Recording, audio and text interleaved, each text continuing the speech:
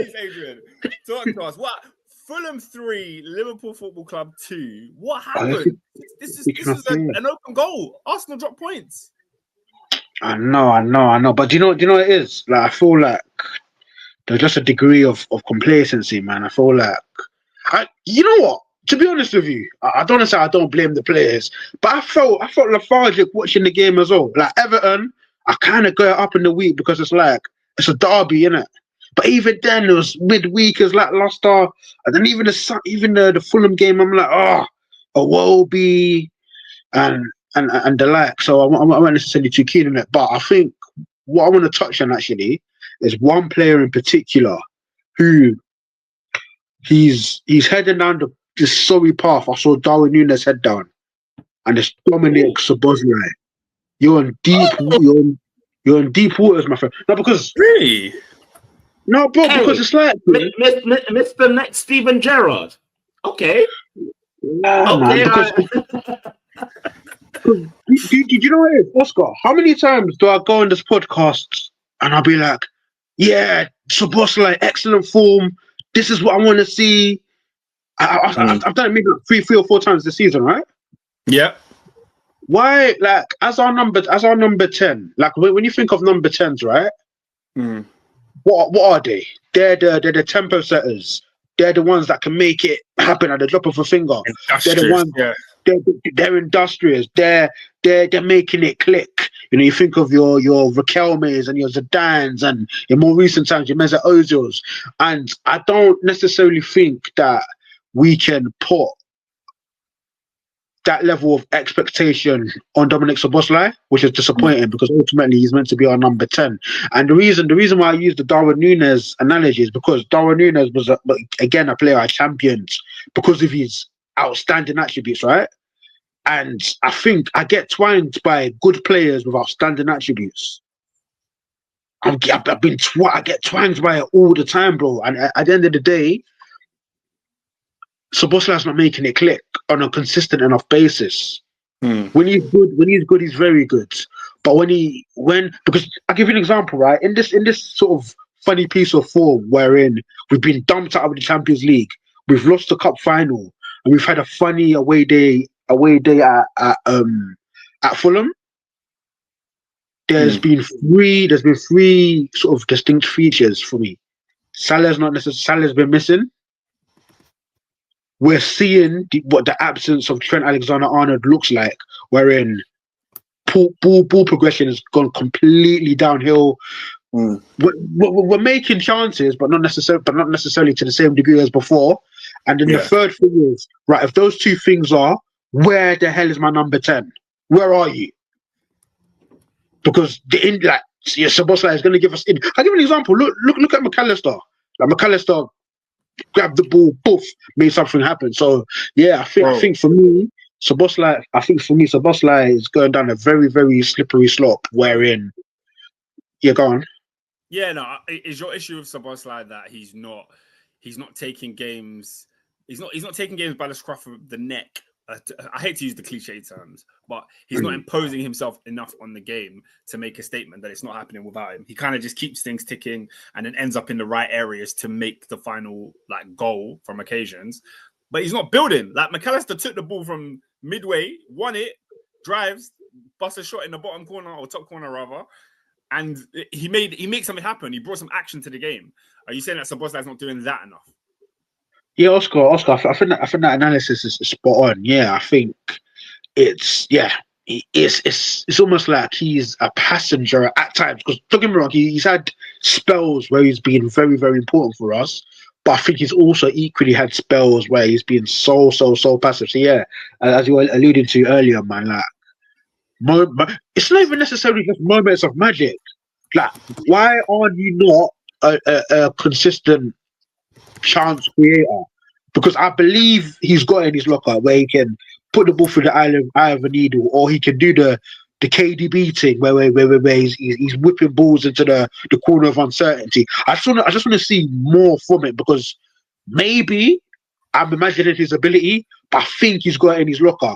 But then again, part of me does feel harsh because of the way that he is used, wherein it's He's so industrious and he's covering so many blades of grass. Maybe it's a bit greedy of me to ask for that extra bit. I don't know, but he's got the quality. He's got the quality to do so. So I just want to see more from the guy personally. Adrian, can I just say, yeah, that era of midfielder is done. Oh, is that what it is? That era of thing is all about energy, your stats running on all that system base. There's no room for individualism anymore. There ain't. That's where the game No, I don't know. Tell me, guys, tell me. But David, I heard that. But he was getting pressed, bro. He was just getting pressed so easily. But I hear what you're saying.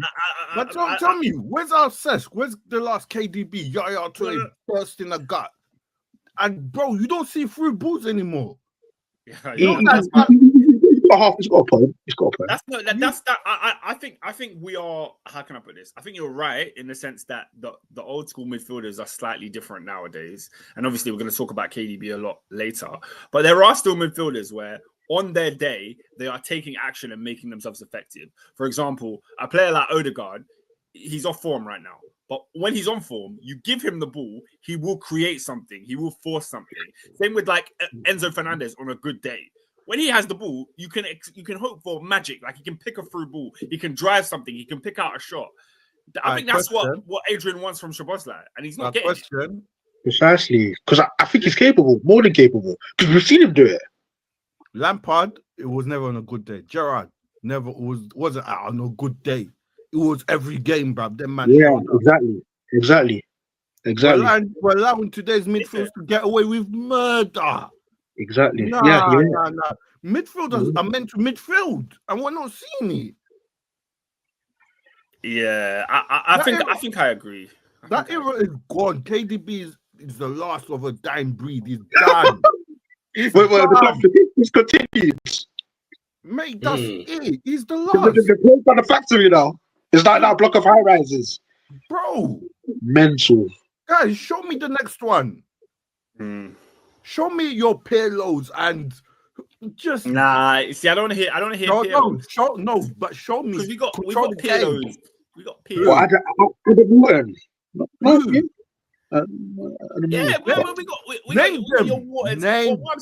What I'm saying is when I say we got Pirlos, I'm not saying we got a bag of players that are as good as Pirlo. What I mean is, like, you can't look at Pirlo's whole career was not a world-class career. Yeah, he was world-class at a certain part in his career. So it's hard to look at the Premier League as a snapshot and go. So for example, now you can look at the Premier League right now. Yeah, there's probably some top midfielders, some average midfielders, and some on their way.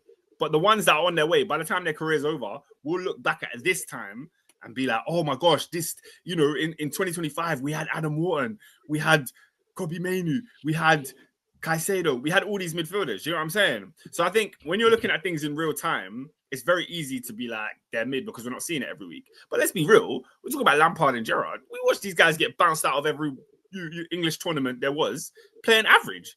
So it's not like they were on their form every single week. So Szoboszlai, Mac Allister, and Gravenberch are about to win Liverpool the league. This is yeah. That's true, and that's why part of me did feel a bit harsh mentioning it, but hence why I said, mate, forget that era of football where Yaya Toure just bursts in a gut. No, that's gone. Yeah, I think you might be right. Adrian, Endo says, here we go. Typical AD off-in pant for the rivals. Szoboszlai has been excellent this season. Talk on your boy, Gravenberch, who's been mid all of 2025. Right, no, he said off. Agree. Man said off in panty, bro. I didn't even clock that. That's mental. That's crazy. No, bro. I think we as fans are well within our rights to expect more from a quality player. Where, in fact, bro, how many key passes this season do you think in the number 10 position Dominic Szoboszlai has produced? And then if we want to sort of get into the base numbers, how many assists does he have?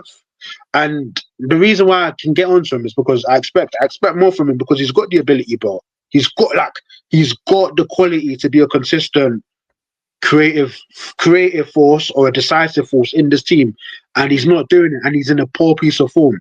And because look, if you compare him to someone like Harvey Elliott, right?